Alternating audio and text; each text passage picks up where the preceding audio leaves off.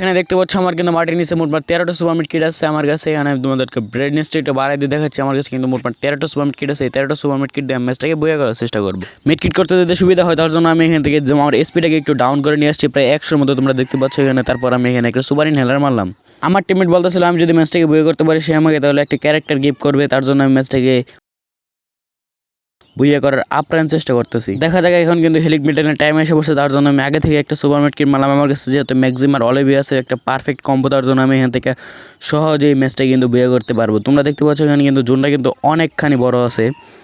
এমনিতে আমার কাছে অনেকগুলো সুপার মিট কিট থাকা সত্ত্বেও আমার এসপিগুলো কিন্তু দেখতো আমি পরপর কিন্তু অনেকগুলো হুমান মিট কিট মার শুরু করে দিতেছি। তারপরও কিন্তু আমার এসপিগুলো ধুমায় টানতেছে। আমার এই মিট কিটটা শেষ হতে হতে কিন্তু জোনটা কিন্তু একেবারে লেগে পড়বে, মানে জোনটা কিন্তু এখন সাদা হয়ে গেছে। জোনটা কিন্তু এখানে স্ক্রিনে সাদা হয়ে গিয়েছে। এখন 4-5টা সুপার মিট কিট মারলে কিন্তু আমার ম্যাচটা কিন্তু ইজিলি বইয়া হয়ে যাবে। এমন আমার টিমমেট আমাকে একটা ক্যারেক্টার গিফট করবে। এখন দেখি আমার মিট কিট মারা হইতেছে না, তারপর দেখি আমার ম্যাচটা ইজি